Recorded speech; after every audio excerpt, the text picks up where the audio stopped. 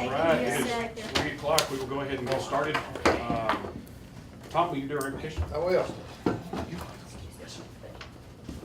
We thank you, Heavenly God, for being our God and for loving us and for blessing us and providing for us. We thank you for showing us how to love. Heavenly Father, this afternoon we pray that you would give us your heart, that we would understand what is best for the city, and that we'd make those decisions that would bring glory to you. In Christ's name we pray. Amen. Amen. All righty, turn it over to Michael. Council, you are aware that we talked to you previously about our capital projects.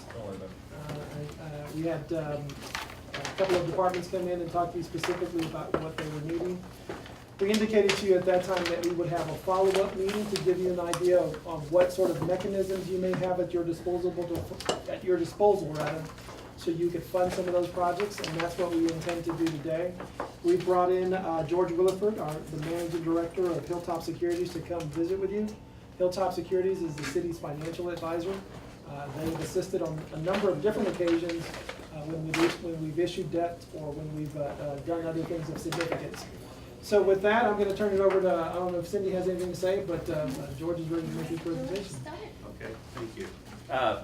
As Michael said, I'm George Williford with Hilltop Securities, formerly First Southwest Company, and we've had the pleasure of being financial advisor on debt and related issues to the city since 1996. So kind of ages me a bit, but it's a privilege. We actually prepared 2 books for you today, and I'm going to start with the one that's got the large blue banner kind of at the top, and this kind of stemmed from Cindy a few weeks ago. She had to sit through about 4 hours of kind of briefing and updates and regulatory stuff that we conducted for issuers in Midland and Odessa area, which that was good and fun. But she thought with new folks on the council and so on, it would be good to kind of do a review first of what debt issuance by cities, specifically in Texas, is like, and then get into some evaluation of the city's debt position, current and then on a go-forward basis. Now, with regard to this book, I'm just going to hit high spots, so don't think that I'm going to walk through every page bit by bit. I could do it, but Sorry, Peggy. He knows who our CPO is. You may be going through every page, I'm just saying. well, I'm going to start on page 2, and this is a chart or matrix that basically lays out the types of financing instruments that cities in Texas are authorized to use to incur debt. And I'll just walk across, and then I'll be glad to answer any questions that you have. Of course, the first are general obligation bonds. In that case, an election is required to issue those. And then to the right of that, certificates of obligation. They were authorized in 1971, since that time, a lot of cities have used those for general purpose issuances and financing. Also, what I want to point out, because it'll kind of negate what's just to the right of that, is every city I deal with in Texas except El Paso, because they've got a standalone public service board that does revenue financing, have also used COs to finance their water, sewer, and utility improvements. And I'll explain the benefit and reason for that. COs do not require an election. However, the council has to pass a resolution to publish notice of intent to issue COs, and that has to be published for 2 consecutive weeks, the first one at least 31 days prior to when the council would plan to come back and authorize issuance, approve sale. During that period of time, the public has the opportunity to generate a petition contesting issuance of COs. And what it requires is 5% of the registered voters sign. It's pretty rare. Odessa's never had a petition. Midland was petitioned on the airport and also on the sports complex.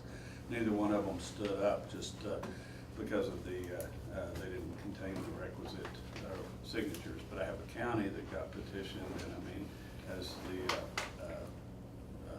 county clerk was going through, it was no time that they realized that we've got more than sufficient signatures. So that puts a halt to everything. One thing that I also need to point out is on page, I think, 4 in red. The legislature last session passed an amendment that says if you hold a GO election and it fails, then you're precluded from issuing certificates of obligation for a 3-year period for the same purpose, because there had been some projects in other parts of the state where an election failed and then the governing body came back and didn't get a petition, so they were able to finance the project, and a lot of people felt like that wasn't playing square. Revenue bonds, primarily that would be utilities, water, sewer, drainage, and so on. The disadvantage of that versus using COs is in revenue bonds, because they don't have the pledge of your taxes behind them, it's just the revenues of that system or project. Then you have to have a debt service reserve fund that's funded as part of the deal, so it increases the size, and it has mandated excess coverage of debt service by net revenues of the system. So the economics associated with revenue bond financing are not nearly as favorable to a city as using COs for that same purpose. And the rating agencies, if you use COs, even though they have a pledge of ad valorem tax and revenues, so long as you can show that the system fully supports that debt service, then they net that out and don't count that against you as far as general purpose tax supported debt and so on. Then the last several items, tax notes, those don't require notice, but you can only have them run at the longest 7-year maturity. So typically they're for projects that might be something that you could in fact pay off shorter and so on. Public property finance contractual obligations not used so much anymore because most people will just do something under or in conjunction with a CO issue, but they're just for personal property items, vehicles, equipment, rolling stock, no real assets. And then the last one I had is contract revenue bonds, and cities are about the only entity that enter into those. And that's with regard to typically like a water district, water authority that may or may not have multiple members or participants. So like in your case, CRMWD, your obligations to them are contract revenue financings and so on. Also, I was talking to Michael and Cindy, and House Bill 2, when it was introduced, would have really penalized in that it said unless it was voted debt, any debt service that was with respect to new debt had to fall under that 2.5% revenue cap. Now, as it stands, that's not in what came out of the Senate, went to the House, and is back Senate Bill 2. So we're kind of just in a wait and watch and see type mode that that doesn't happen, and then cities will hopefully have the same flexibility, can use COs, tax notes, and all without any concern that it's going to impair their revenue position. The next several pages are really just a specific description of each of those that I went through. What I'd like to do is maybe direct you to page 10. And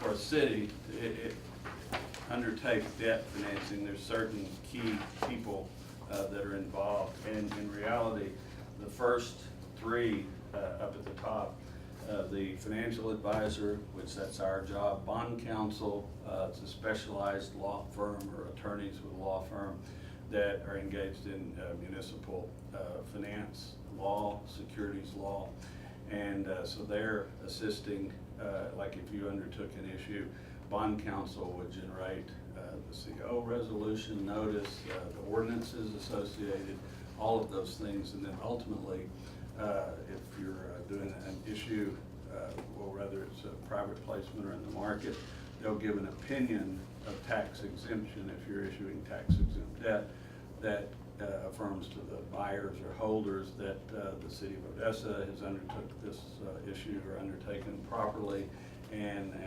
everything's good in accordance with state law and also federal securities and Treasury regulations as well.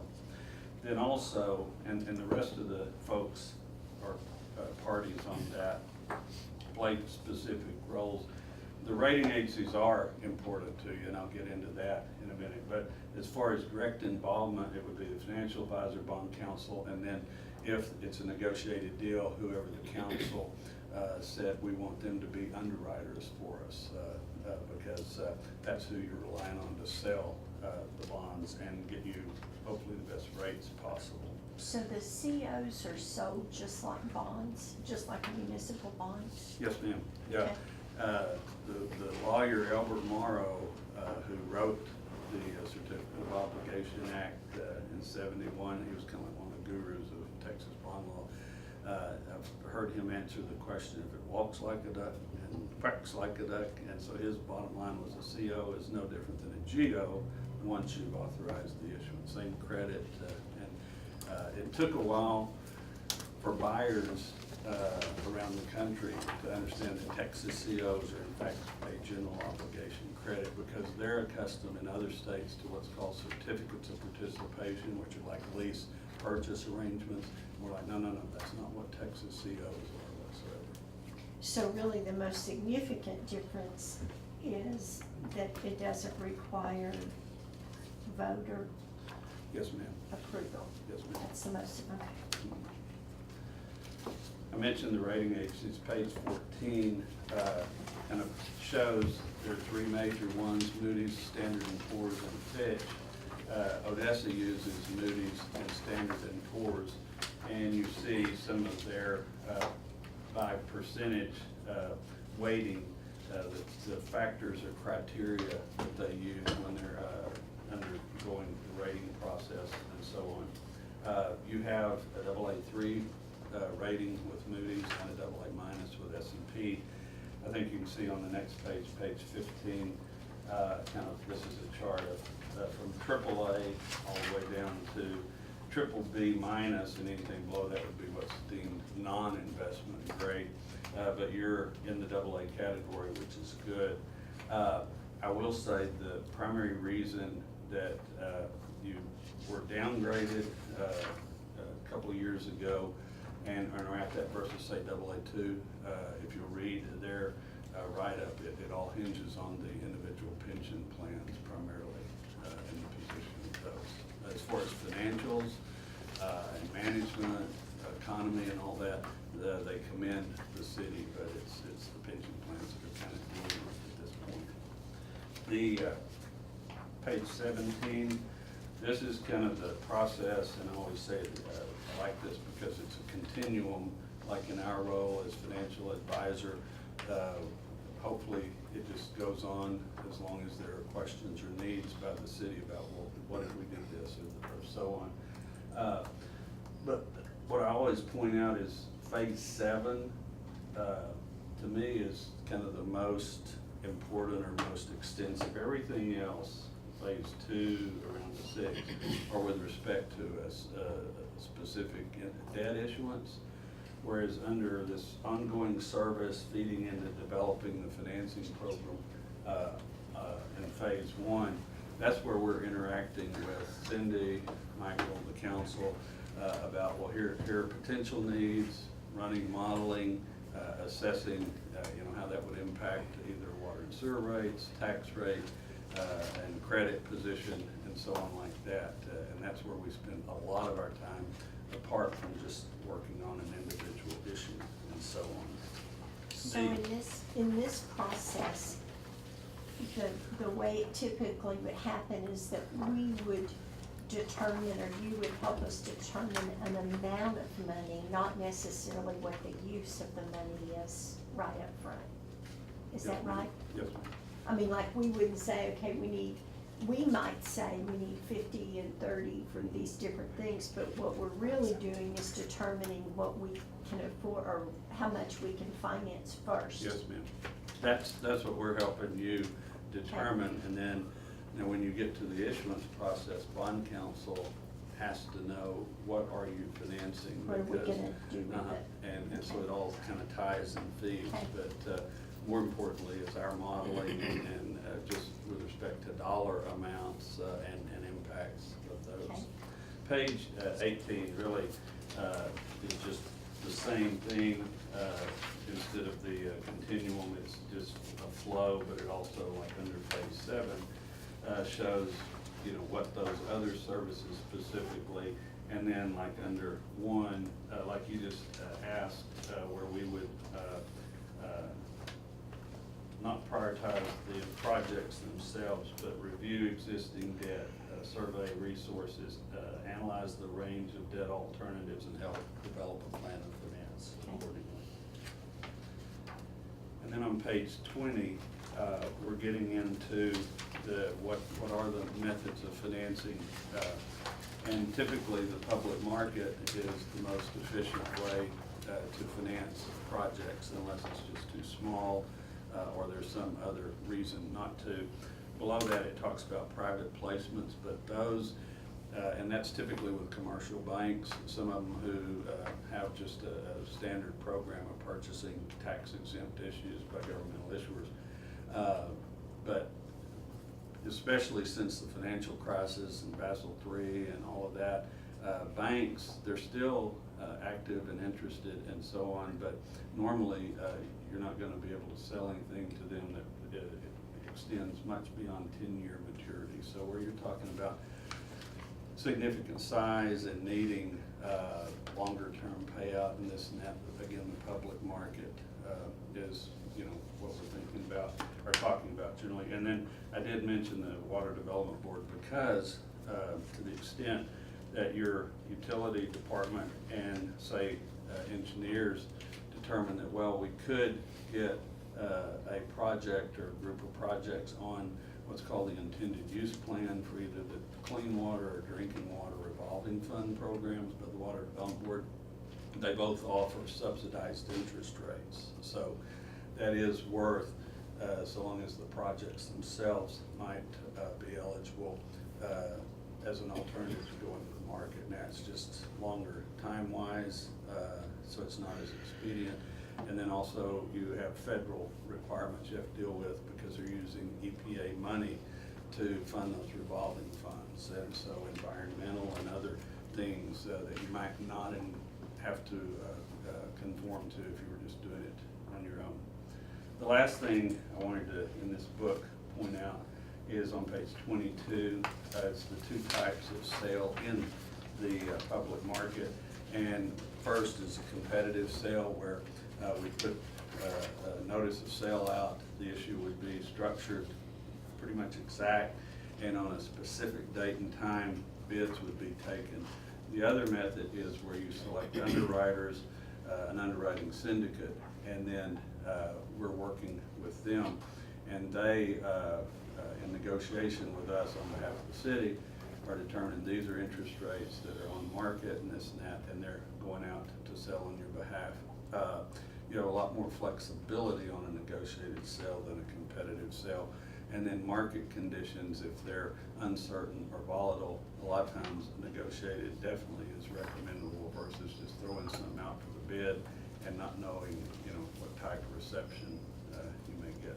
But that's a very quick run through of the information in that book. I'll be glad, like I said, tell Michael or Cindy, ask any questions, and I'll provide other. But in the interest of time, the other book that we handed out is really more specific to your situation. What we tried to do, and we've had an ongoing, this goes all the way back when Conrad was here, we were, you know, kind of looking in, okay, what is the capacity of the city with regard to taking on debt? And Cindy and I have been working a little more extensively and so on. So that's what the purpose of this is, to help you kind of get a grasp of that. On page 1, behind the cover, this is your existing debt that's outstanding. After the 2019 principal payments, that's under $100 million, all total $99,470,000. The next page, page 2, breaks that apart. And this is a historical illustration of first, like going up 2015, 132,685. That was your aggregate debt. Out of that, 59,865 was COs. I think they were all attributable to the 2007 issuance for water sewer purposes. So as it says, that's less because it's self-supported by the system, so that your general purpose or tax-supported debt position in 2015 was 72.82 million. If you go down to 2019, that's what I just referenced after the payments now, and at the end of the fiscal year, total debt will be 99,470. Out of that, 43,290 is self-supported by the utility system with a net general purpose of 56.18. But then, and I took this out over a 10-year period, you can see how that reduces, absent issuing any more debt. By 2024, your overall debt position will be down to 50 million, and only 32.36 of that being general purpose over on the right-hand side. So pretty significant pay down. You can see to some extent that on page 3. This, Why would the self-support, maybe I don't understand what it is. Why would the self-supporting funds be reducing at that rate?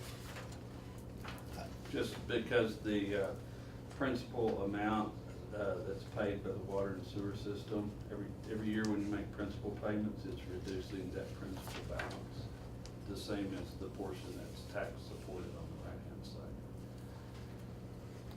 So it's just, But you don't have any less water users.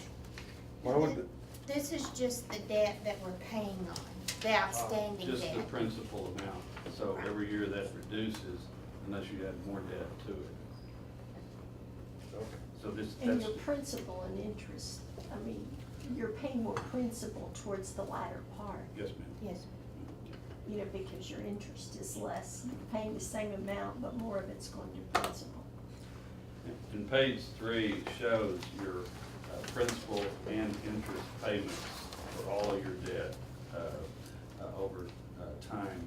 And you'll see it's not just like one mortgage or whatever like you might be accustomed to, even though in some respects it's analogous to that. But for example, you know, the total debt, 8.8 million paid as principal, and that increases to 10.17. And then drops dramatically to about 3 million a year. Well, if you move over, you can see that the debt service for the water and sewer supported portion is about 6.5 million a year. Once it goes away in 2027, then your overall, which is all general purpose, debt service drops dramatically down to just that 3.8 million. And I was making notes earlier where you have general purpose declines coming up. First is 2024, you have about a $900,000 drop, and then 3 years in a row it drops significantly until, like I said, from 27 to 28, your general purpose debt service drops to 3.8 million. So between 24 and 28, you've got an overall decline in annual general supported debt service of 2.8 million. So that's what feeds you some capacity to take on new debt. And that's what you want to see, is that there are those declines, because then you can accommodate without just literally piling on additional debt service to some extent. So our, the 6,561,000, and that's in our budget under water and sewer, that's paid out of revenues from water and sewer. Yes, ma'am. The 7 million in 2019, 7,014,000, that's the debt part of our property taxes, right? Yes, ma'am.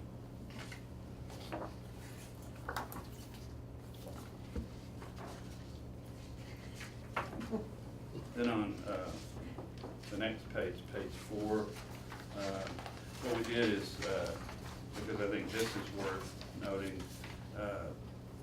had a 10-year value of your or history of your taxable value, and you can see going all the way back to 11, you were under $4 billion, and the preliminary values that Cindy just received are 9.6, and of course that's subject to in all likelihood being adjusted But last year, you'd already Last grown to 8.2 billion. So that, with respect to thinking about taking on new tax-supported debt service, the growth you've experienced is going to afford that a lot better. Page 5 is really what we've been working with. I think you shared some of this back at some point in time. Yeah, we've talked before about trying to keep our capacity at 1,000, our debt per capita at 1,000. And so he's gonna kind of go through some of this with y'all now. Our population that we're using, we used in the annual budget for 18-19, it was 124,964, so right at 125,000. So that's one of the numbers he has here in your population. So This is all based on two kind of key ratios the rating agencies use with respect to debt burden. One is debt as a percent of your taxable value, and then the other one is debt per capita. And neither one of those should be, kind of like handcuffs or whatever, because situations are different. In your case, your values are growing, at a more rapid pace than your population. So take advantage. And I've got another large city that they have a lot of commuters in, because they was Richardson Telecom Corridor at one point in time. So versus residents, they have all these people coming in to work, going back out. And so on a per capita basis, everything looks high that they do, but at the same time, they've got to fund, everything to support the industry and the economy and so on. And their tax base is very disproportionate to their population. So that needs to be kind of recognized. But what we did, like Cindy said, is I took taxable value ranging from 9 billion up to 10.5 billion, because I would think, well, there's likely going to be ongoing growth and so on. And like I said, this year you're at that, say, 9.5 plus or minus in all likelihood and so on. And then what we were saying is, if you were at 1%, your debt was 1% of your total value, that would be great, right in line with everything. 1.2%, I would see kind of minimal rating pushback, but if that got up to like 1.5% of your AB, then I think that there would potentially be pressure on the rating position to let that come about. Also on debt per capita, like Cindy said, 1,000 would be great to maintain, because that's what I always use as, really a key. 1,250 would not be out of line, but if you let your direct debt get up to 1,500 per capita, then I think, again, some rating pressure. And the rating agencies also take into account, you don't have, at this point in time, necessarily that large a burden, because I know the school district, they want to do something and then fail that election, but they take into account what they call overlapping entities. So there's an overall debt burden they also assess that's not just yours, but the school district, the county, the hospital district, if it has tax-supported debt, to see what the aggregated burden on taxpayers would be.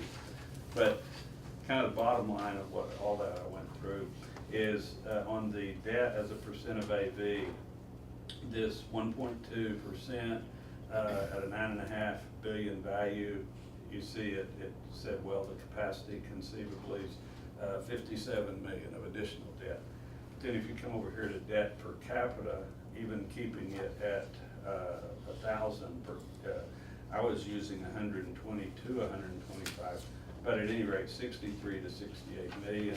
And again, even if you said, well, we've just got needs that we've got to address, I wouldn't be that nervous about that 93 under 1250. So bottom line, I think 60 to 70 million of additional tax supported debt shouldn't have rating pressure. 90 or up to 90 million might be possible. possible too, so long as it could be explained well and justified during the rating process, and so on. So, So that's to say they've got a little flexibility. yes. So we did take a bump on our rating because of the liability with the pension fund. Yes, sir. Yes, sir. That was back when we did the refunding last year, if you recall. And then Moody's had actually lowered us before that. We weren't even doing an issue. They did a review. Yeah. They did a review in late 16, and that's when they lowered it down. And that was, the economy here was kind of iffy too. But when they came in and did our refunding in December of 17, they noted improvement, but they didn't change the rating at that point. But they took the negative outlook off and gave it a stable outlook. A stable outlook. So the initial downgrade, I've shared with people, Moody's in particular took this Chicken Little type deal when oil prices dropped and marine bases is gonna, and so it got very contentious dealing with them. I said, you're not being fair, this is arbitrary, and but they But they bumped downgraded it up anyway. since everything's gone back up, right? Yeah. Yeah, and they did the same thing with Midland too. Yeah, They exactly. downgraded it at that time. I've got a question. Yes, sir. Trying to put it in perspective to help me out. When you're looking at debt as a percentage of assessed value, it's 38 million, but when you're looking at, let's just use that 9.5 billion that we got there, additional capacity 38 million. But if you looked at that $120,000 in additional population, you're looking at 63 million. What falls into place for additional, that big of an additional thing, just based on population, rather than assessed value? It's just, that's the way the ratio worked out, that, at 125,000 population, at 1,000 per capita, the numbers would be accordingly, whereas at 9.5 billion, for the debt not to be over, say, 1.2%. So it's just different calculations, so I was trying to kind of tie those together, and that's why, in my mind, to conform these two measures, two tables, top and bottom, I said 60 to 70 million, I thought was reasonable. Right. Without right. expecting. And I can see that, I'm just trying to figure out why there's such a big discrepancy in population versus assessed value. But isn't that just because we have determined that we want our debt to be, past councils or someone's determined that we want our debt to be no more than 1% of the value. If we said 1.2%, it gets closer, or and we as a council have determined that we want our debt to be no more than $1,000 or $1,250 per person. Those are things we've determined, right? Or you have told us need to be in line for our ratings Yes, to ma'am. be. Yes, ma'am. I mean, and you can do it as council preference or action or whatever, or just say we don't want to do anything that jeopardizes our rating. Like City of Kansas City, they're kind of as well, and they actually put in where they want to maintain their ratios into their debt policy. So it's no, but so clearly you get more ability to borrow, more debt with more people than you do if the value of our property just goes up. Well, it's a combination. Well, The but to people Dewey's give you question, a yeah. good ratio from that perspective, but in reality, it's the taxable value that pays the And debt. that's my whole I mean, deal, is how can your taxable value support additional capacity of 38 million, but yet, when you're looking at an increase to $120,000 or 120,000 people, it can support 63 million. So is that an indication of, we have a lot of, Potential sales tax? I mean, no, I think we have a lot of population that may not necessarily Own property. own property. exactly. And that's the point I'm making, we're getting more bang for the buck, if you will, out of more people than our property increasing in value. Well, and that's pretty easy to see with what your sales tax dollars have done. Yes, your values are going up, but your sales tax revenue has done this. Because versus of what people you're- spending money. Which, yeah, which makes me kinda nervous. Makes you I mean, come I see six- What makes you kinda When I nervous when see you say I'm $63 gonna million, spend it and I for say, the well, next what 10 is years? supporting that payment of $63 million? And it really isn't anything. I No, can it's support the just- Sales 38. tax, sales The tax. debt per capita is, it's You're right, not a it's sales false tax. ratio. It's an unknown, sales is what it is. Which is why it's hard to borrow for 20 years on sales tax dollars. Can, it's too old. But I think you'll see, here in just a moment, because really the critical thing as far as what you can support, the impact and so on, is the value in place and how many pennies a tax rate is gonna take to support. To do. What I did on the next couple of pages, and I'm not really gonna go through all of this, is we took Moody's nationwide AA medians, then selected Texas cities and the median of those, and then Odessa, and have a comparative of different ratios, not just the two I went over. And on page 6, everything that's green is where you outperform, or you're in a better position than the other medians. The brown is where you're not, and if you'll notice, that all has to do with pension calculations. So otherwise, you're comparably good. And you can see on page 7, the Texas cities that we took, ranging from Abilene to Wichita Falls, that working with the city, we deemed to be maybe good peer or good comps, and so on. And then on page 8, that's just comparing Odessa to the median levels by Moody's nationwide of AA2, AA3, and A1 ratings. But page 9 gets kind of into more of what you were asking about a minute ago. What we did here is we have issue amounts ranging from 60 million to 240 million. We did this back some time ago at the city's request. And we actually did 10-year repayment, 20-year, and 30-year. In most cases, 10-year is not practical unless you're doing a small project or whatever. Probably the 20 to 25 year, that would be more the norm of what most cities or other issuers do with respect to major capital improvements and the financing and payback. 30-year, you could conceivably go that long if you just outright had to, but what if I'd have put a 25-year schedule in here, what you always see is, okay, you'll get a decent reduction in debt service going from 20 to 25, but it's a diminishing return situation, stretching it out to 30, and especially going any longer, kind of like what you said earlier, the interest payments are just so much more on an annual basis the longer you set the payment up. So the 20 to 25 is probably what, in most cases, once we start modeling, we would be using. You'll see that we were doing that at 4.95%. That's about, in current market, 75 basis points or so higher than where the real market is today, but where you always try to be conservative. So if you were going out with 20-year debt today, you'd be around 350, 360 as an expected rate.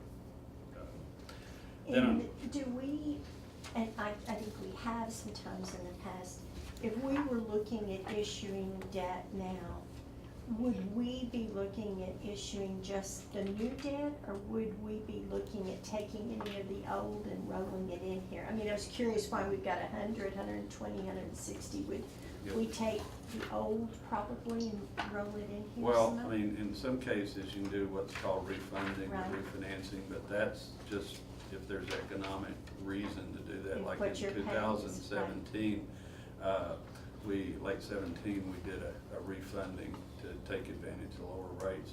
But what I always try to say is, you know, municipal debt's fungible, and so don't look at, well, you know, this is paying off this and this and this, because there's not a mortgage attached to anything. It's just how we can structure, and it doesn't have to be level in conjunction with your new debt. If you've got kind of this for a few year period, heavy debt service and needing to take on a project, we can wrap or try to customize the structure of the new debt to minimize impact to the extent possible. Okay. On page 10, what I did is, for every $1 million of debt service, and this may be what is very helpful to you if you'll take the preceding page and this, and if you say, well, if we were talking about 50 million projects or 60 or whatever it might be, that aren't water and sewer supported, what's it gonna have to support it if we're not able to do some shaping early on?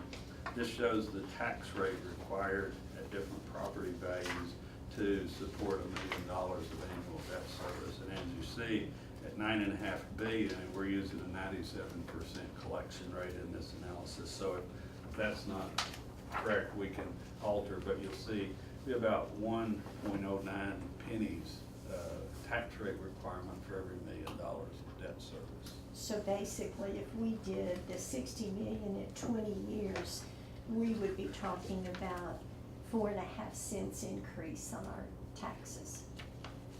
Something, I mean, Yes, just to ma'am. understand it. Yes, Yeah, ma'am. okay. Unless rates are better and Right, so on. right. But that's that's why I put those two together, That's real where you helpful could to just see. visualize.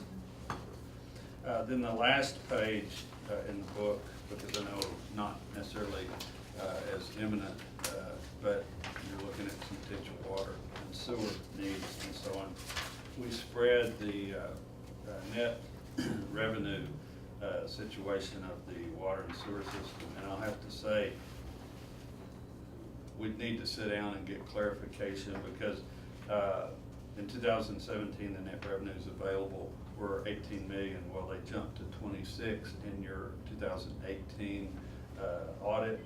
And what we need to do is, the rating agencies either typically want to see a 3 or 5 year average that they can hang their hat on, or if you've imposed rate increases that kind of are proven up, and that, well, with these increases, it's going to generate X, we can do that. But again, I think this can be helpful. You'll see, and we can talk to Cindy about the water and sewer operations. As it says in the middle, out through 2027, you have $6.5 million a year of existing debt service on the system.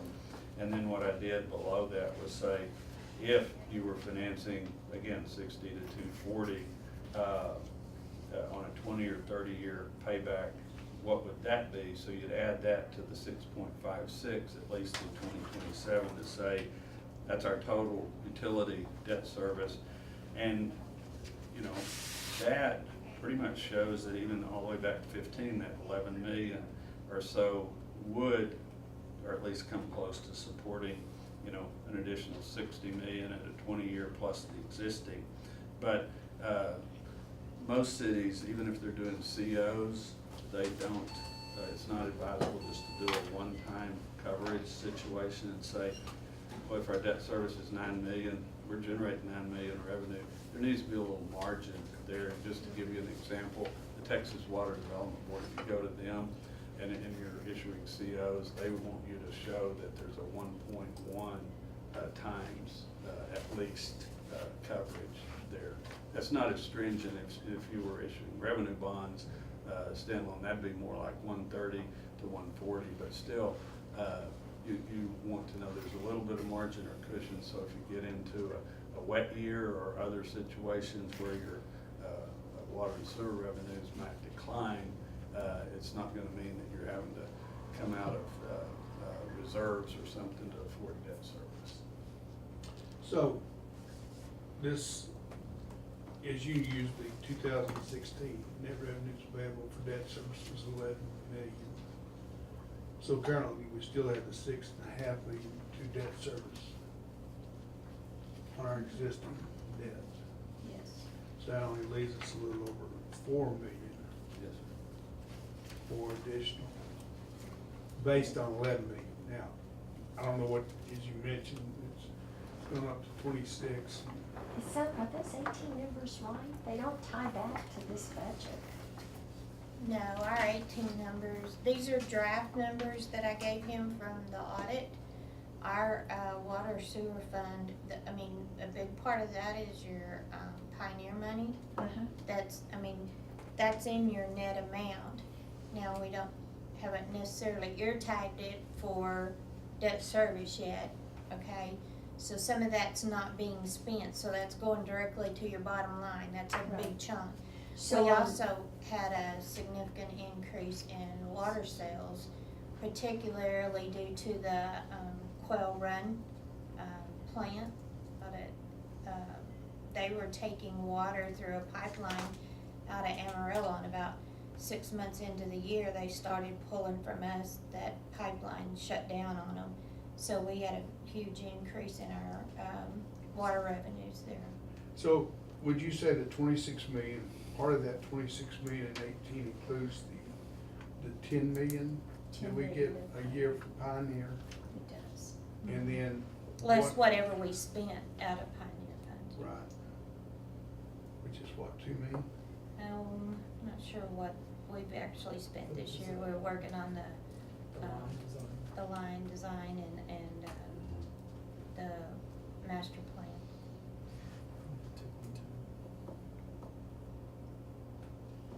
But in 17, the difference between the Pioneer revenue and the Pioneer contract was like $7 million of that net. And then in 18, they're just the same numbers, like we just designated that Pioneer contract expenditure, just, yeah, whatever we're gonna do with it, right. When we do the budget, we put it in there as a revenue and as an expenditure, so it's has a wash, so but that it it's really not had relied almost on for operations. But it really had almost a $10 million impact, but, I mean, So- if you were gonna say of that 26, I just couldn't get that 26 out of these. So do you have a comfort level on that number? It probably means sitting down with Cindy and Sure. saying, out of the overall water and sewer operations, are you wanting to not, kind of count or over leverage I say if with you- Pioneer? Would you feel comfortable with using the numbers that we've got to back out? Would you be comfortable with a $15 million available for debt service number?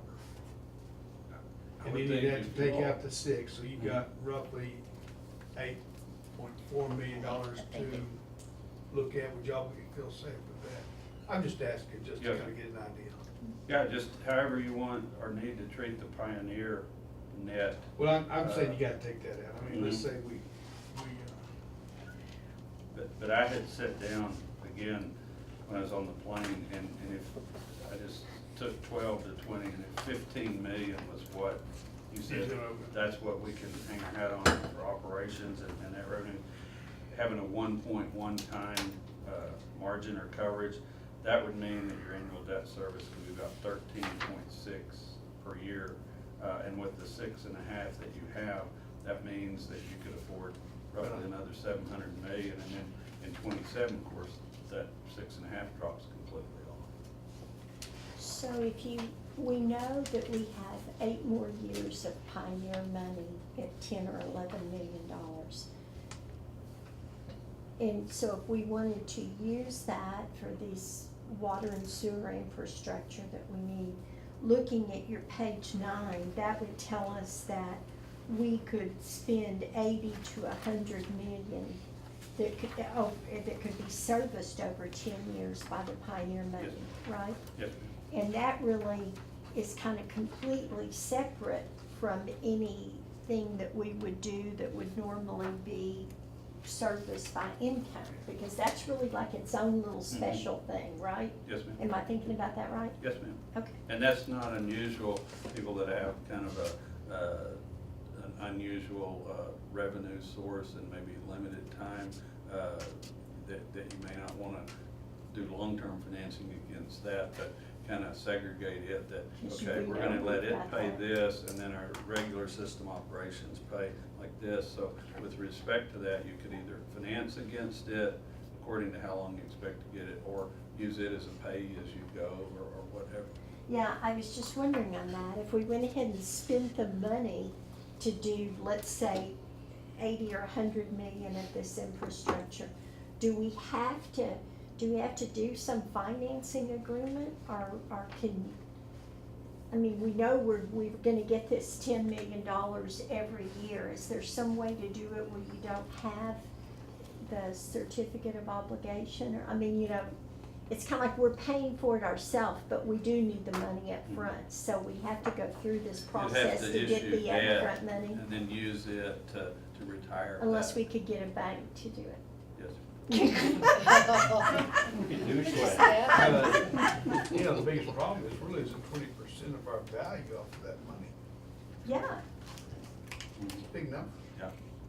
that's why I was asking, is there some way that you, That's why banks, and what you're talking about is, there's bank qualified issues, but the city wouldn't fall into that, because that's for somebody that, including taxes and leases, they're not gonna do more than 10 million of tax and financing in a year. Then a commercial bank gets a benefit of buying that, because they get to deduct, some interest expense against it. yeah, But the other side of the coin is you sure don't wanna match a 20-year repayment term with a 10-year contract. well, that's why I'm using the 10-year Oh, I know what you're numbers. doing it. I know what you're doing it. I'm just mentioning that again. Yeah. And You you can do wouldn't one do not CO wanna do issue, that. that's not at all uncommon either, where we'll have different revenues or purposes. And if you said, for the water system, we wanna finance X, this is the portion that we're wanting to pay out Pay in over a 10 20 or years. 25 year, and then we're wanting to tie this amount to the Pioneer. We can do that in one issue and have the debt And have service the debt. accordingly, yes. Okay, okay. Thank you.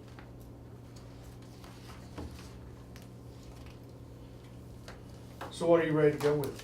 Well, that's what I told Michael and Cindy, this is all kind of educational and capacity oriented, and then it's up to you all to say, well, we want you to look at this and this and this, and then we can do specific modeling for project amounts and so on. After we look at that $500 million list and figure out what is the most important. And we have that list ready to distribute out to you guys, so you can look at it. It's all the projects that we've talked to with the departments, plus our suggestions based on our conversations with the departments of what's most important to them, what do they think they absolutely need to have. But ultimately, it is the council's decision, just how much you're wanting to fund, and then what is your threshold for that debt. So, How much sales tax revenues have we gotten year to date?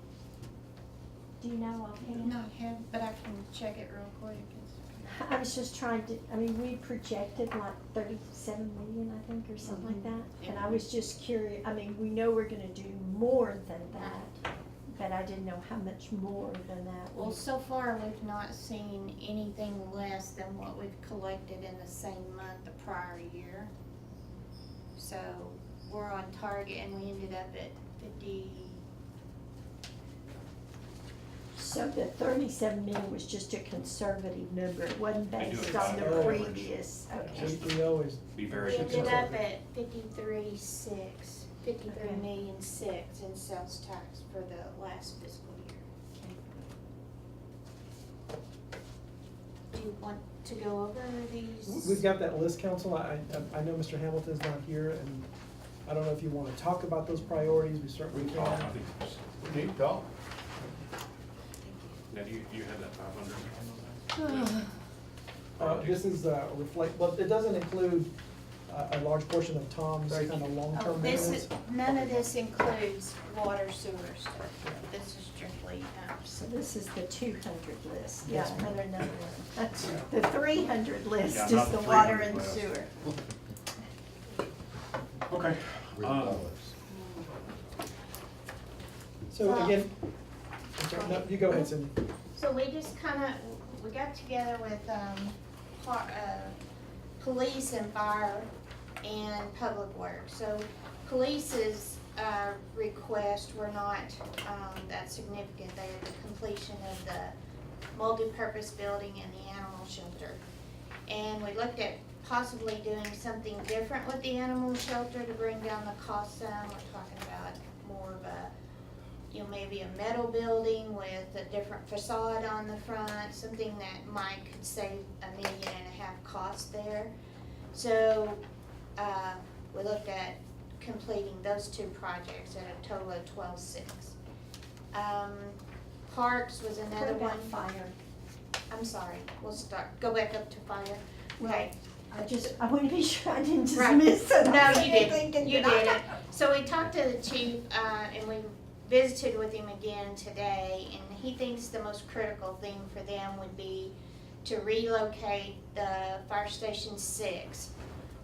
The difference between his 16.1 request and our recommendation of 9.5 is he wanted to make it a substation where he has more room for administrative offices and training and stuff since it's growing so much.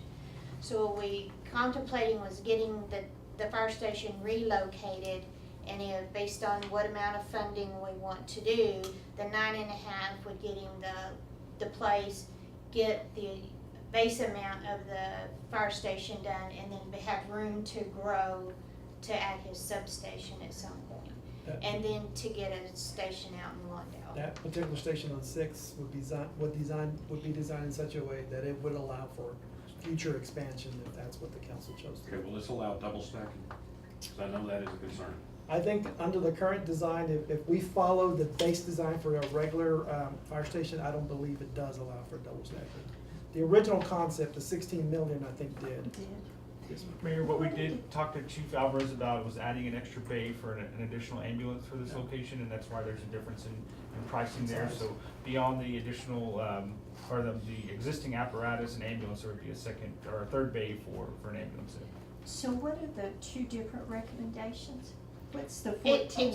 If you look down at the bottom, it's just a total of what you wanna borrow. How much debt you want to go into? So the first column is giving you a total debt of 72 million, and the second column's a total debt of 78 To million. get close to that Yeah. million or But what I was asking is, what's the difference? What are So- we doing differently so between the 9.5 million and 14 and The 14.5 would include the whole additional amount for the substation. We just think we could do it for cheaper than Yes, his ma'am. 16.1. He Okay. did his proposal based on a $600 square foot cost, and we've done some research, and so we were estimating it at $560 a square foot.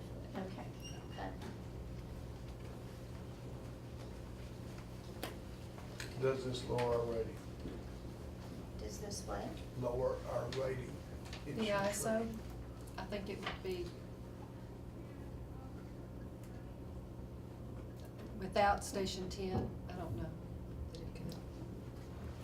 But you gotta The have, 6 is a wash, you gotta keep going, realistically. yeah, it is, It'll help with the Lawndale area. yeah. But Okay. can you put it, I mean, this is just me thinking out the way I think. The way 87th comes in and hits the loop, but you're also looking at out by Parksville and some of that stuff. What if you put that station right there close to the loop? So therefore, You can service both areas. Yeah, well, we had a discussion with Chief, obviously, when we were putting his capital needs together, and we talked about whether or not we needed to start repositioning some of our current locations. What we have to remember is that Station 6, for example, still has its service area today.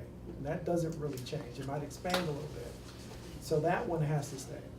Lawndale has become a real concern for us because of our response time, having to go from Yukon now back up to Lawndale. So he felt that was pretty strong, that we needed to have that. And if you remember from his presentation, he has future plans for other sites. And those are all based on what he has seen in discussions, not just with us, but certainly the planning department, as to where growth is gonna happen and when it's gonna happen. So I think he's factoring in, where activity's happening and when and where those are gonna be most appropriate. So, But would the Lawndale, a new fire station in Lawndale, would that be close enough that it would actually service the Parksville group? it could, yeah. I mean, it- isn't that what you were saying? Yeah, I Yeah. mean, just, You know, I mean, Yeah. if they can hop on the loop and they're there, Yeah. that's quicker than, like where the old fire station Yes, was. ma'am. As a matter of even fact, though they're- his idea for the Lawndale station is on 87, somewhere along, closer to the loop, you're right.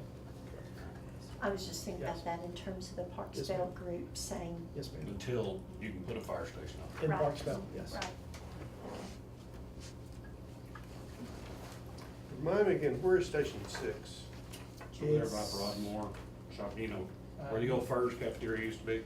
Behind It's in that parking lot. Dairy Queen. Yeah, you're Town right. and country.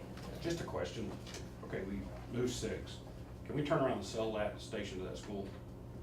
They're maxed out. We've sold other older stations, so I think the answer to that is yes. You know, Let's have school come talk to us. I mean, any property we sell would have to go out through our regular public process, but Yeah, you Yeah. can sell it. and a sale to another public entity like that, I'm sure you can accomplish that. The discussion is to put it there on Maple and Grandview? That's the ideal location for the chief, yes, sir, For the new one. for the new enlistment. I think they want it so that they can come in from behind and then pull through and then go out, so I think it's. Go ahead, Cindy. So we went through police, so parks, so we have the Floyd Gwen renovation that we think is pretty critical, and so does, Mr. Patton. Sherwood Park renovation, rather than assign the 3.1 specifically just to Sherwood, we were suggesting maybe just parks developments and improvements and look at, I mean, I think the biggest issue at Sherwood has been with the playground and the surfacing under it. It's one of the things they're wanting to do. They're talking about adding some basketball courts or other things like that.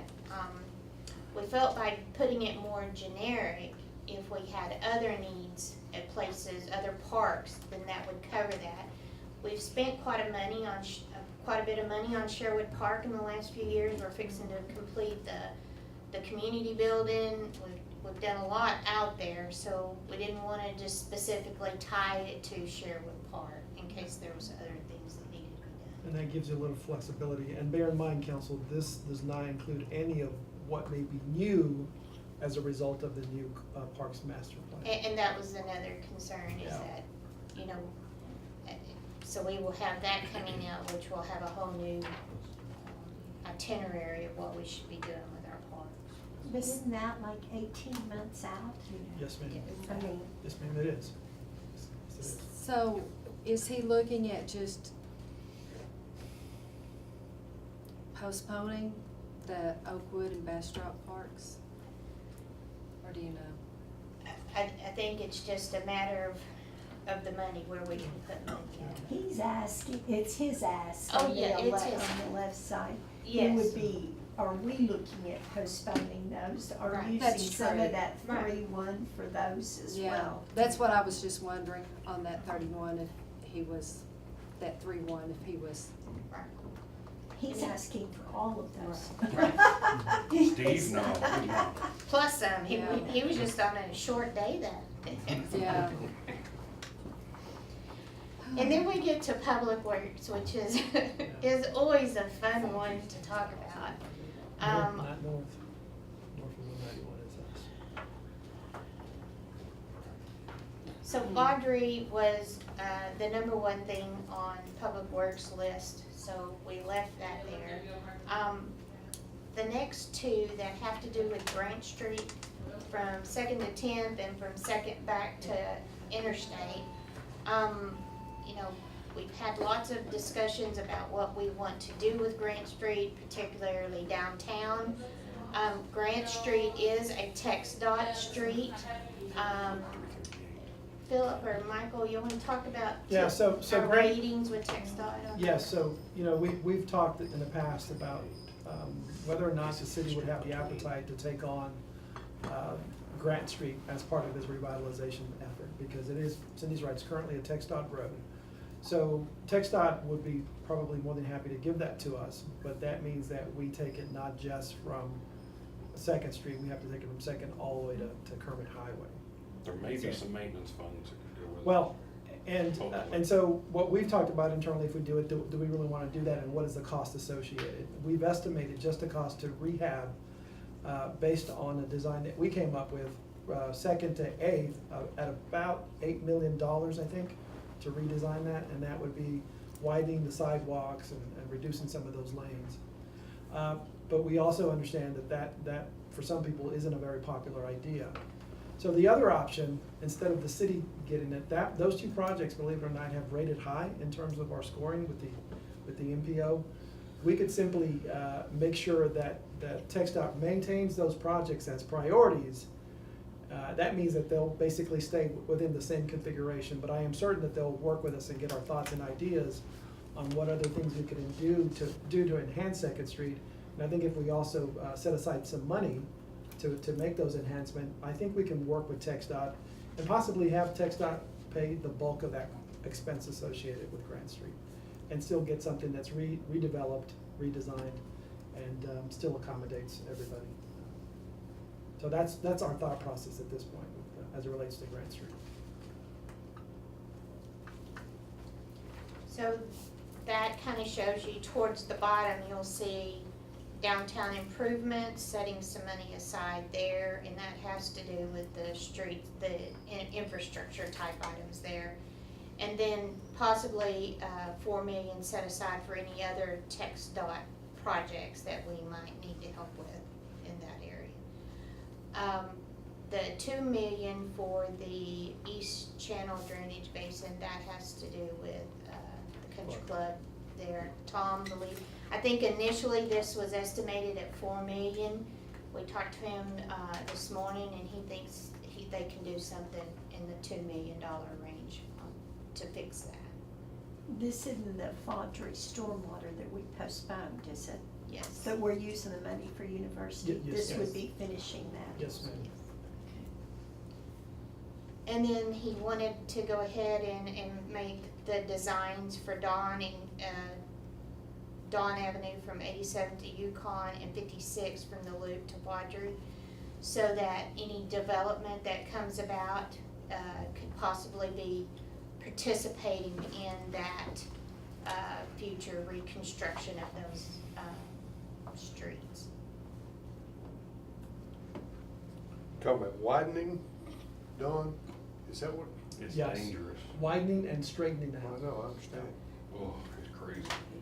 Our thought process is if we have a good design now that the city council can adopt, then as that property develops, we can ask for the appropriate participation from the people that are, from the developers that are developing along the roadway. Whereas if we don't have a design and plan, then we have less to stand on with the developers. Oh, yeah. So the design alone for each one is 300,000? The Those design. professional Nothing people cheap. are expensive. It's not just the drawing, but it's all the engineering work that would be associated with elevations, road widths, and Utility right away is environmental, And so it's not really doing anything, it's just getting it all done so we can in the future and we can have other people help Yes, us ma'am. do it. Okay. Okay, question. Thanks, Deetra, I didn't catch the word design. Question. I know you have the city-owned building, talking about that, and then we have that money going to parks for general. Is it to where the point where we have to add some space? Or- There's no question there are space needs for a few of our departments. But, we may do this far, Mayor. If there are other priorities for the council, I will tell you that we'll continue to make do. And then it could be something that could come out of one-time supplement. Yeah. So this is talking about this building, not No. city-owned building. That building over there by the clinic, Next to the old one. The old rendezvous. 307 North Lee. the rendezvous where he hung out when he was 10. I didn't hang out here when I He was was young. too. Yeah, he was only two, but he Hey, remembers. across from Municipal Plaza, I'm sorry, Municipal Plaza, next to our city clinic, there's an old bar. We bought that several years ago with the intent at some point we would build offices for staff.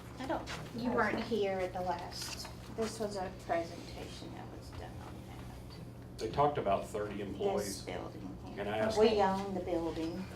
It's just kind of an empty shell Okay. at this point. They talked about 30 employees there, and I asked Philip to go back. I said, that's not enough.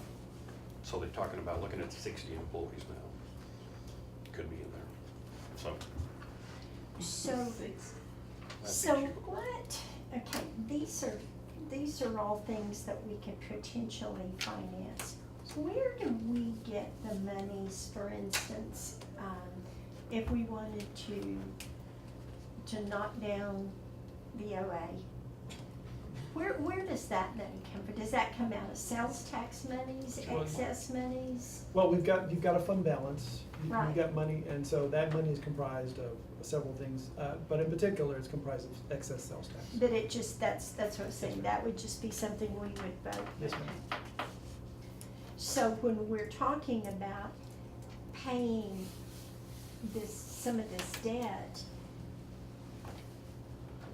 this debt that we're talking about here is monies that we would increase our property tax debt, the debt service portion of our property taxes, Yes, ma'am. right? Yes, ma'am.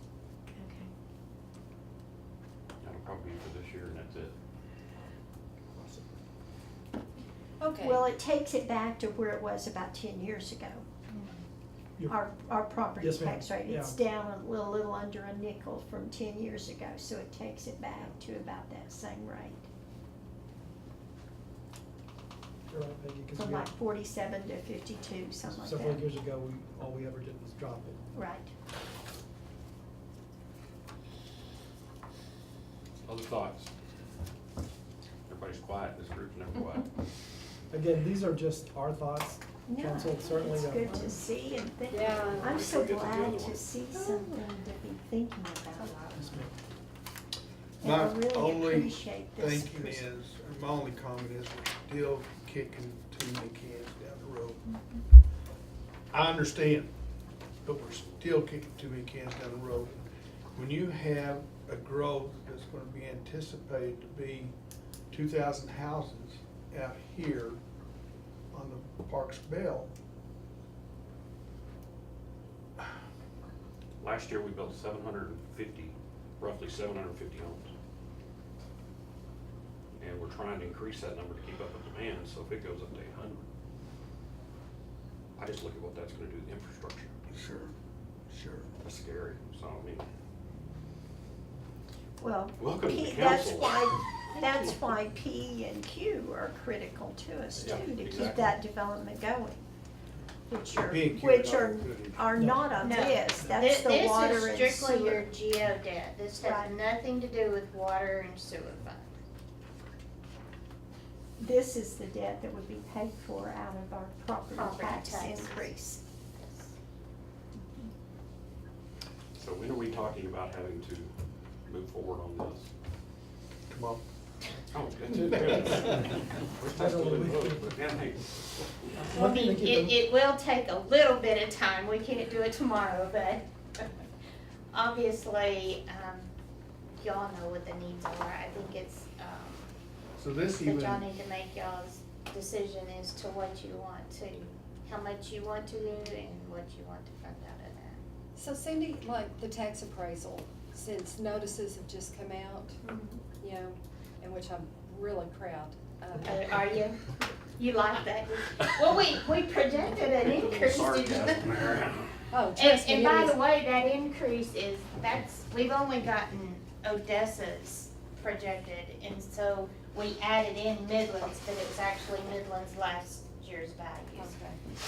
But I know that the appraisal district has told me there'll be a fight on our hands with apartment complexes because theirs are all going up That might be a significantly. good time to look at You'll be proud of me. tax abatements for those. So, And that- but, Nobody so, will sell for those values. I know, it's ridiculous.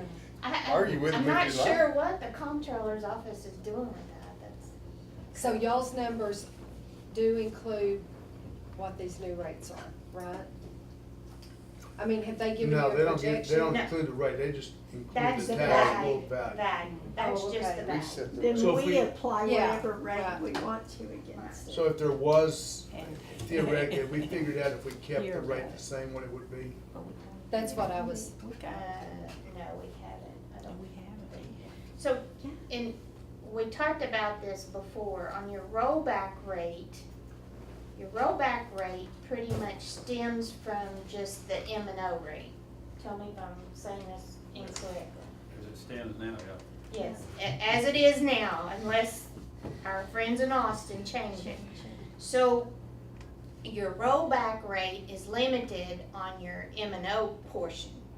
Your debt service portion is not limited. Okay, so when you issue debt, and strategically, municipalities or governments have done this before, if they're having a trouble keeping their tax rate up because values are going up, then they'll issue debt to get that rate back up, because the debt rate doesn't affect the rollback rate, okay? Cause you get your debt rate, okay, until Austin decides to change it, so. That's part of the scare with the fire stations. It's 56 more employees.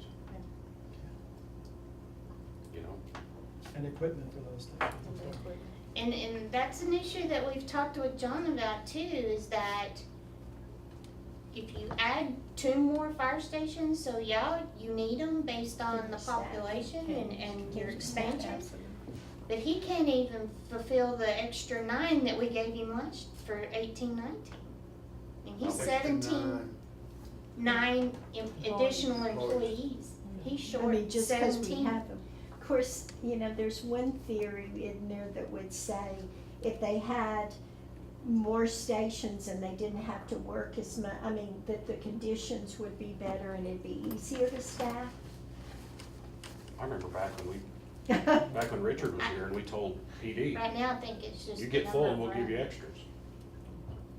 They've never been back to get the extras. You just never can. It's always 10%, it seems like. Is he doing any good with his recruiting out of Houston? I know they recently came back from there. I think he said he got a couple of applicants out of it. Right. But where do they But- live? 4 or 5. And are they? Well, one of the things that John, in terms of trying to fulfill that, I think he's gonna get more aggressive with the schools with his recruit program. And he's gonna start targeting some of the closer neighboring cities rather, your Andrews, your Cranes, to see if we can find some people. Well, they're talking about changing the, instead of 1 off, 2 off, it'll be 2 on, 3 off. Yeah. So you'll be on for 48 off 96. see, Midland does 2 on, 4 Yeah. off, And they get people from Dallas coming in to do it for those 2 days and then go back. yeah. That's kind of what that brought that along. Which makes sense. And you know, Midland has liked it better than, I think, It's They those thought old, they those would. old But it was 4 firefighters that'll- days. Yep, they like those 4 days off. Which then all of this still gets back to, when we're talking about recruiting, is our whole housing shortage. Midland's put trailers out at the drill fields in Midland Really? to let some of their police and fire go out there. Especially if they're just coming in. Yeah, if you had people, I could see you could need some temporary housing if we were gonna bring people in from Dallas 2 days a week. Right. A benefit could be that you can live here, well, for 2 days, you don't live anywhere, do you? Don't Yeah. you live at the You're fire at It's the 2 station? days, you got a room and board. So y'all asked when, I was just conferring with George, we would want to get the issue done, hopefully by, I would say, late August, so that you could have that, set your tax rate to include your increase in So we would need to vote on this within a meeting or 2. Like. And I mean, we need to decide what the amount is immediately. Exactly. how we're gonna spend it within it, we have a little time, but the amount is what we. At some point, we'll have to identify at least the categories Right. of types of projects, right, George? Right. Yep. Would we have to go out with the water and sewer at the same time? No. Okay. And I don't know that we're, I mean, right now, you were talking about our Pioneer money. Right now, we're using Pioneer money to pay for all the engineering, architect, all of that on the plant rehab and the possible RO. So we're using those dollars now, so that's a process of 18 months, 24 months. Oh, So you still got a little bit of time before. Yeah, but Tom did say that Part of it is. if we changed our mind on the RO piece, that Right, we we could could pull cut that that and go from there. engineering back, and that wouldn't be $14 million. Yes, ma'am. Right. And we're also in the process of doing the rate study, so we're really not ready to talk about issuing water sewer debt at this point. We still got a little bit of time before we're ready to do that. Okay, so educate me now, Batman. If we issue 72 on this, but yet we know because of growth that we're looking at another fire station, we're looking at the parks issues, and I think those are issues we need to really be looking at. So when do we feasibly address those? Well, I mean, And Sure. street things. Sure. I think what you have left at that point is that you're trying to do some of those projects probably with one-time money. With like excess Yes, sales ma'am. tax one time. Because you're going, I mean, this will be committed to a certain set of projects, and you're probably not gonna issue debt again, not until some of that debt rolls off. Yeah, that's what I was thinking. And so that's about the only thing you do have left at that point is doing it out of excess sales tax. And so generally speaking, about, what was that last year? I'm sorry. In terms of money that we made available for supplemental monies that we make available last year. We got 50. He's really testing it. Yeah, he is. My Was it- memory's was not it- that was great. it- Give me 1 second, I'll grab it. Okay. But you know, I mean, one thing we ought to, I mean, just looking, is we ought to designate 4% of any overages we have from sales tax and like that, straight to road. Yeah, that would Just be, say- that would be amazing for us. We're not touching 20% of it.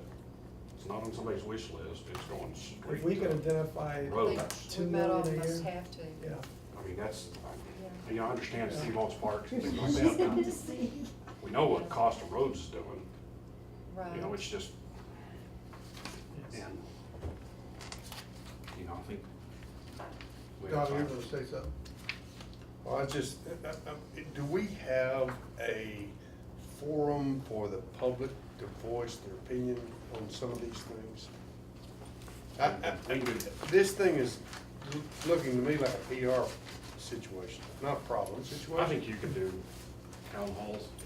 I think we need to be. Well, I think you're gonna need to. Yeah. You know, one of the things we can do, and we've done several times, is we've just had public meetings to discuss capital needs. Or the council would go and discuss these items, and we would also give the public an opportunity to make any comment that they wanted to. Now, there's that option, or you could directly go to various neighborhoods if you wanted to as well. Spit it out. Well, and, go ahead. You're just something that makes sense. And I say it, that makes sense, and here's what I'm reading through this thing. Our current debt service equates to about what we're looking at today. Debt service is 6.5, 6 million, no, excuse me, that's taking out the sewer, that, our debt service is, 50. Six point eight next year. how much? Or the non-self-funded 6.8. Our general purpose debt, our general Is purpose 7 debt million. service is 7 million. 7,014,000. Okay? Our debt, and so that equated to some type of number years ago. I don't know what that number was, 20 years ago, whatever it is, 25 years, whenever it originated. Our debt service today is going to be in the neighborhood of, if we looked at 80 million, be 5.9 million. 6 million. 6 million, okay? And we have a 15% growth in our taxable value. We got to jump out a little bit more, is what I'm saying. Mr. Bondman. Hello, Mr. Bondman. Do you see what I'm saying? I mean, why don't we stretch out there to 100 million? I mean, you could, it's a matter of justifying it with the rating agencies and so on. And what we never want to do is structure debt or plan on this, what's been recent historical facts. No, I understand, but. We'll be more conservative, but if you can show that reasonable, our growth is gonna be, and we can support this debt service at a declining tax rate as time goes by. I mean, 100 would make me a little nervous, but like I said, somewhere under 100, I think could be justified, like when I said 90 million. At 72 million, we are just touching the surface. So, all right, if you, with that being said, that amount above the 72, 7.2, 72.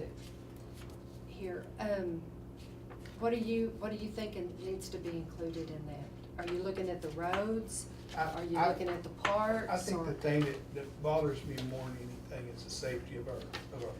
Yeah, So I think that rolls into the fire stations and the other things. You know, that figure, what was it, 1983 was the last news station we built? I believe that's correct. Well, everybody's been kicking the ball down the road.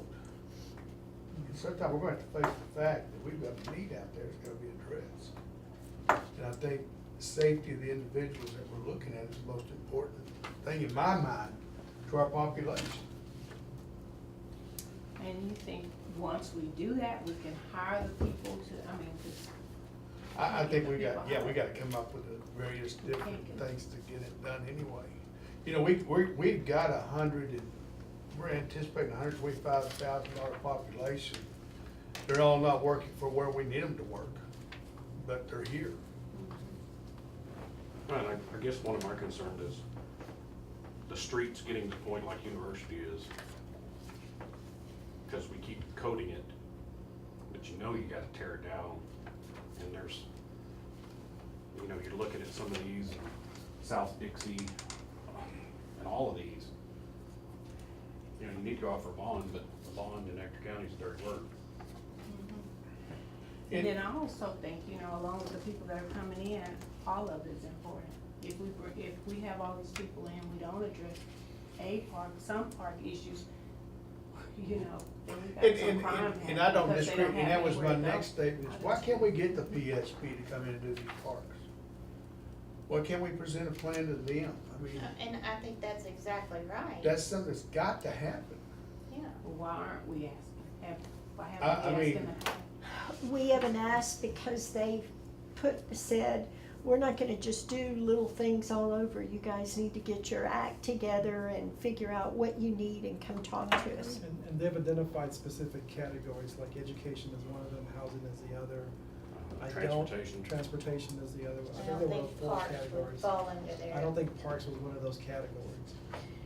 But we do, with our hotel motel funds, there is a potential that those numbers are gonna be higher because of the hotel. I mean, we're gonna get a pretty good bump on that. But with those funds, that would be a source of revenue for a sports complex, right? Yes, ma'am. If The complex. We couldn't do general improvements to parks, but something that. But I'm talking about this additional, you know, the problem, I mean, I think everything needs to be improved, but I think people are looking for something big and new and different, I mean, something that kind of pulls us all together, doesn't just work in one little neighborhood kind of deal, so. But, I mean, that's a source of monies that could happen for a sports complex that wouldn't be used in these monies. That's another source of money. Part of the problem is streets and sewer and water aren't sexy. Aren't what? Sexy. No, they're not. They're, But they're necessary. exactly. They sure are necessary. You know, I guess, and Until we we don't don't have have the media here, so I'm gonna say it anyway, but He had to go to the, Good.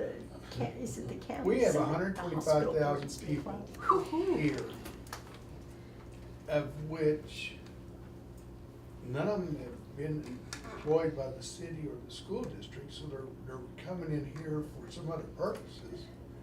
But yet, our source of our problem, we're not getting help with. Exactly. And I am sick of it. Well, Oh, it just irritates the devil out of me, but I think that we should hit We'll them kick up this for can- our, and what we're for gonna our do, we're street, gonna- our roads. we're gonna kick this can further down the street, and there are gonna be 150,000 people there, and we're gonna be saying the same thing, and it just irritates the devil out of me. They are putting money into roads, but they're roads out by They're roads- Kermit, that, yeah. all the, Yeah. Midland County got none. I'm talking Ector about the County has- PSP. Yes, Mhm. Ector County got one Yeah. little road, One little road. and the rest of it goes down south. There's And we think they're gonna give us money for housing? Shoot. there's another option out there, guys, and it's probably not popular, and it's kind of risky, but you currently have a 4A corporation. You could possibly convert that to 4B, and that would open the door to a number of things that you could do with those dollars. Use But the if you money. vote it, you have a chance of losing. You have, that's the risk. You can't just add on, you have to be in instead of, right? I mean, yes, ma'am. Recreate. Which You know, I don't would nearly roll the dice to get that money as I would go try to get a bond. Do we not have a year? Oh, look at the time go. Oh, you know. That's all I have to. Thank y'all very much. Okay. We appreciate the love. So, Dewey, back to your, so you're wanting to add the third fire station, add a second fire station in addition to revamping the first one. We've got to get another. So if you do that without giving him the substation yet, so you're gonna add another 8.5 to the 72, you're at 80.5. So are we comfortable at something around 82? Yeah, and I was just looking after you asked a while ago, another factor is That's the more- general purpose debt balance right now is 56 million. Right. In 4 years, that dropped to nearly Right, 20 right. I mean, million. we're at the, We're, this part right now where we need to look at going back up. right. We explained And the other thing about it is that somehow the bond has got to take into consideration, and I understand that 16, we all felt it was a horrible year. We understand the commodity we have here. But on the other point of that curve, we've got to look at the fact that the commodity itself, the price to get that commodity has dropped to such a degree that, United States, either y'all wanna be oil dependent with us here, or we don't care if y'all ever get, no, I didn't say that. You see what I'm saying? Yes. I mean, that's got to weigh into some impact. Is our history has not been good, and we have reacted accordingly.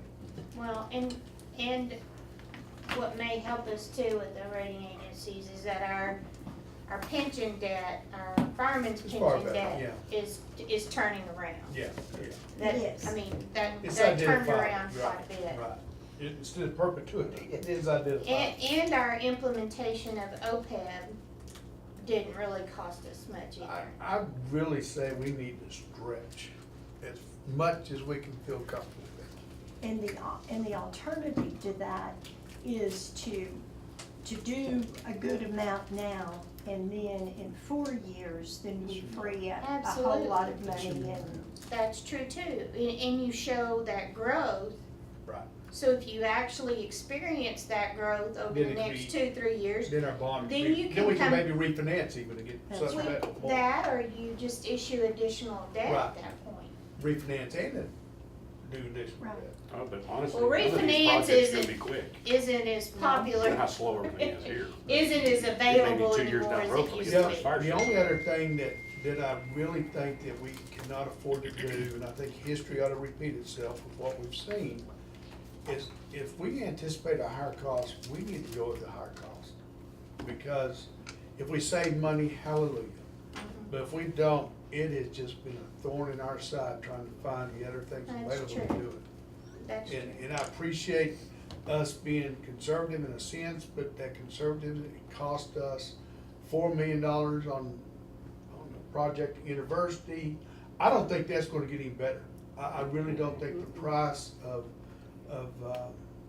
these things, the cost is gonna get any better. So what do? We go out, let's say we do $80 million. Like the mayor just pointed out, this money isn't deployed right away. Some of it's gonna take 18 Oh, yeah. months to. Absolutely. So do we just invest it and draw hardly anything on it? We're paying interest, but we're not making a You know, whole but lot. Fed funds, can't you? Yeah, You just don't draw it. You You just just have don't to draw it. watch that you're not making more money than what you're paying on the debt. That becomes When an does that become a arbitrage. problem? Where does that become a problem?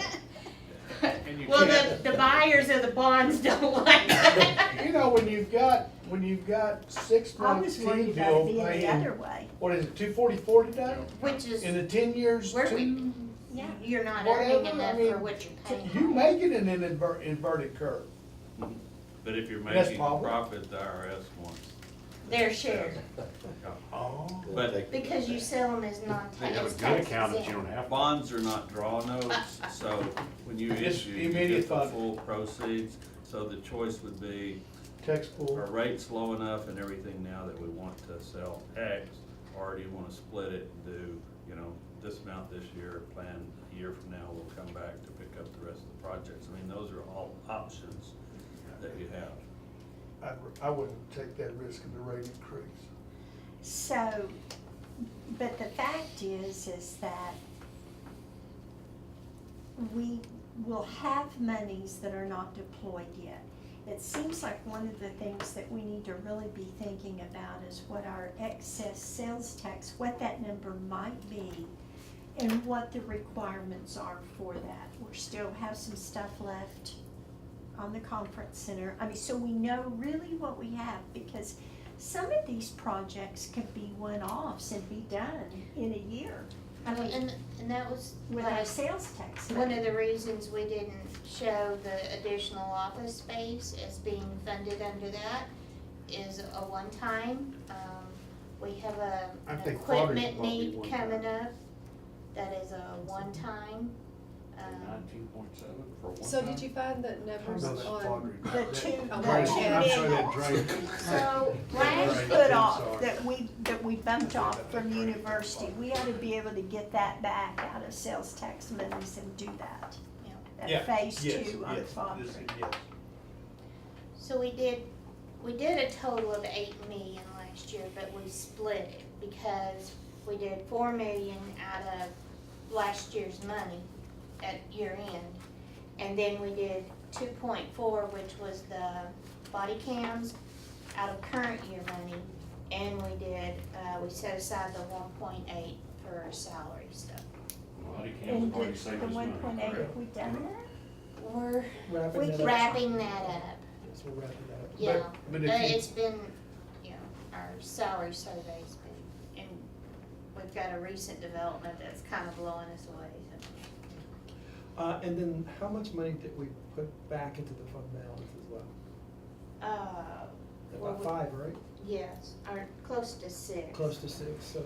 But we actually, and so when you look at the financials, and we'll go over this when we go over the CAFR, your ending fund balance actually ended up much better, but we've got 11 million in encumbrances of things that hadn't gotten done. So all of that money that you gave out at the end of last year didn't get spent until this And year, that's the what fiscal is year. hard to see. And that's what's hard to see, and there's no real way to get around that either. I mean, when you give it to them in September, they can't spend it until the next following fiscal year. But it's that's one of those things I said I was trying to get a handle on, is we have this pot of money, and there's not, there is an encumbrance against it, but it's not a booked encumbrance. I mean, we've got X amount of dollars, and we've promised $1.8 million of it in salaries, and we spent the police money, and I don't know, this 3.8, have we done all that now?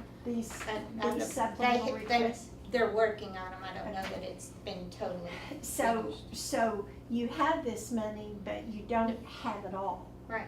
And that's what I think it's really important, if we can sort of understand that, then we know there is excess sales tax monies, and there are some of these projects that you could. I mean, you could do another park for $1.1 million if you really needed to do, I mean, I'm not saying we do that, but I mean, a lot of these are not $10 million projects. What are we doing what's this downtown improvements, what is that? Well, we recommend, since there's a lot more work to be done in downtown in terms of street lighting improvements, some sidewalk improvements, that would be money that we could use for those purposes, or perhaps even use to offset some, or rather to enhance what TxDOT may do along Grant, to get some of the things that we've talked about, for example, improved spaces just generally on Grant Street. My biggest problem with Grant is it is too much of an unknown in a huge portion of our city that we're encompassing a lot of money on. I think we have got to pinpoint funds there to, regardless of what happens, we've got the funds there to take care of it, because if we don't, shame on us. You know, we got, $50 million project down there with, not ours, but a new, plus all the other improvements that are there that we don't even know what Grant Street's gonna do, that we need to decide that if it's $14 million, we need to set aside $14 million. So what What's about 14 TERS? million? Or I'm just throwing out a number, I just threw out a number. I don't Well, wanna your see it. TERS is just beginning, Yeah. obviously. So we really won't have much. You really for a don't few have years. much to spend for several years. I mean, I I think mean, we it'll can be go talk to something the county, I think we can. longer term, and without the county participating, Makes it more difficult. makes it less, Yeah. yes. Well, and then that's another thing out there looming. I don't know whether or not the council would have any appetite to assist the county in what they may ultimately. How important it is for us to Yes, ma'am. keep them downtown. You know, and I think it's important that, I know we need to meet. Yes, We ma'am. need to We're meet gonna on have a this. meeting, there's gonna be a meeting We've next week. asked, are we getting a meeting set up? Because I keep asking. We are, A joint council. we're and- meeting with one of the members next week, Michael and I, to kind of get an idea, because what we're getting from one commissioner versus another is kind of night and day. So I want to talk to one and actually get which way That's they're why looking. we And I all don't wanna meet. understand why we can't just have that joint meeting. That's what we're gonna do, we're working on that right now, but we have to put on there what we're gonna talk about, which will be, Okay, we cool. talked about the interlocal agreements. Uh-huh. I don't think we need to put that on there yet. I think we need to look at an actual cost analysis next year and look at both of them, because they think, well, we spend too much in the city. We think it's the other way, and until we get an actual hard number. But I guess I would respectfully disagree with you that it should be on there so that you can talk about it and have a plan to deal with it. Not have the answer, but say, we need a study with this, you all need to come up with your cost on I think this. he I mean, intended that. Yeah, that's what, I mean, I'm not saying we have to have the answers, but it looks to me like there are a lot of things that could be talked about in this that need to be talked about.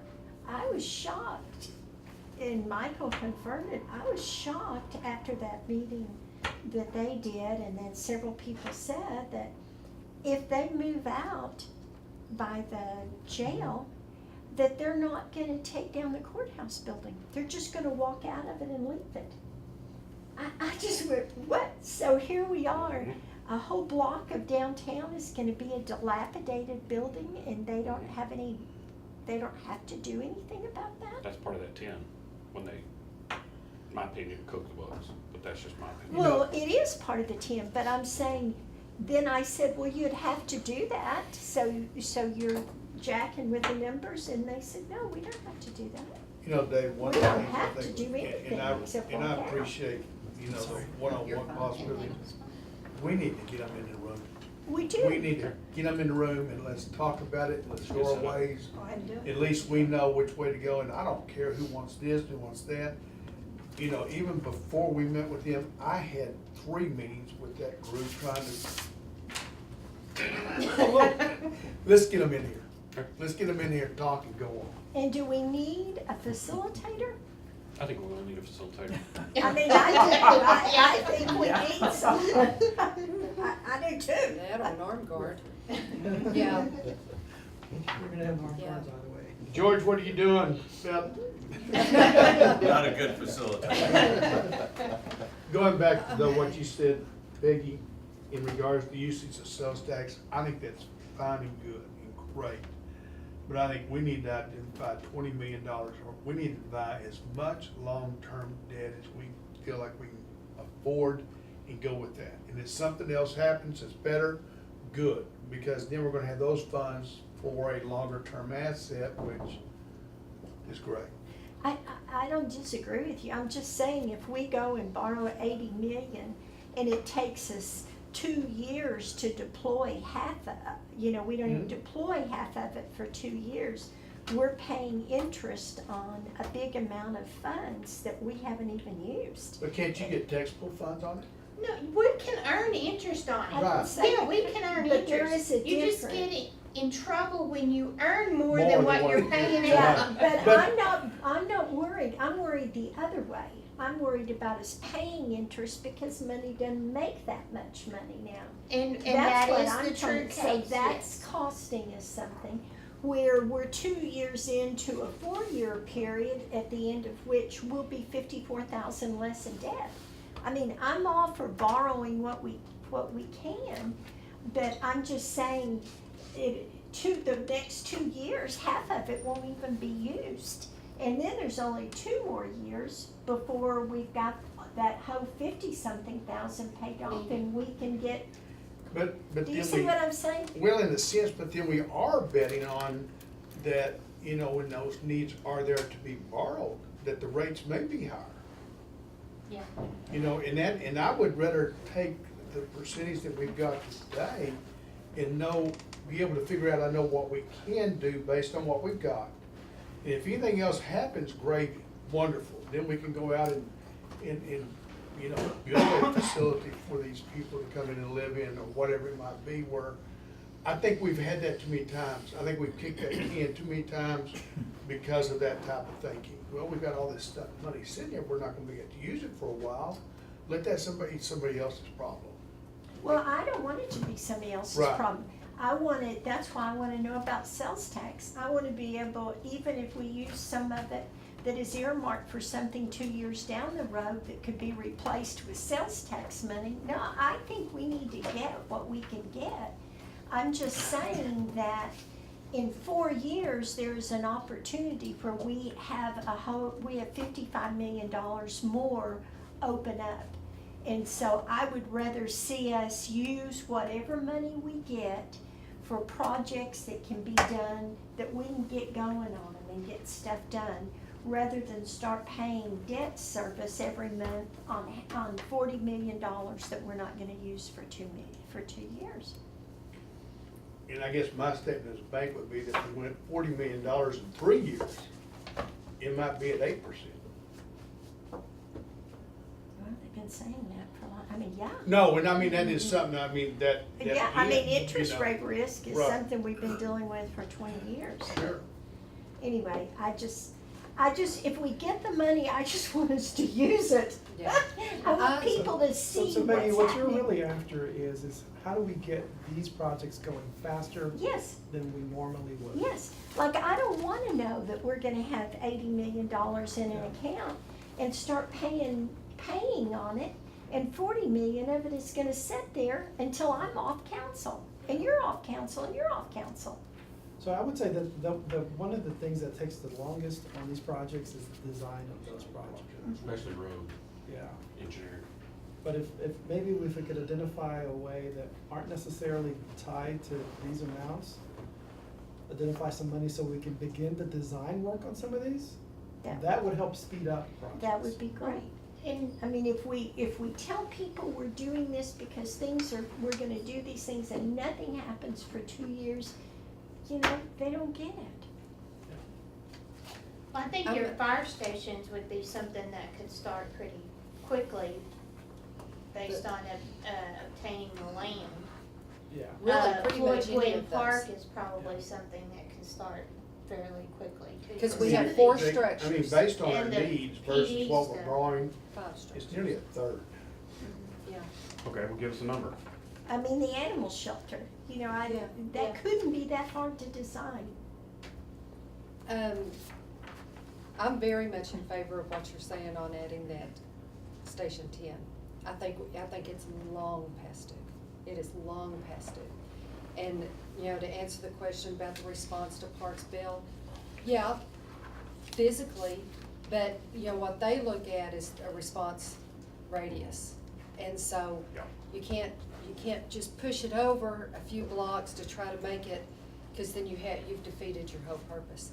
And if we're going anywhere, we've gotta have it, because it's not gonna be that many more years. If Odessa continues to grow, then number 12's gotta come in.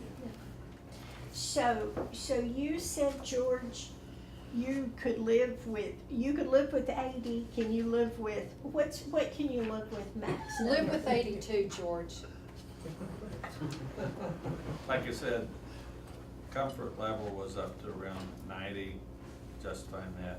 But if you said we need 100, and we can say, well, the debt's paying off and the debt service is dropping, that's something to be explained. So you think we could get 100 and be okay?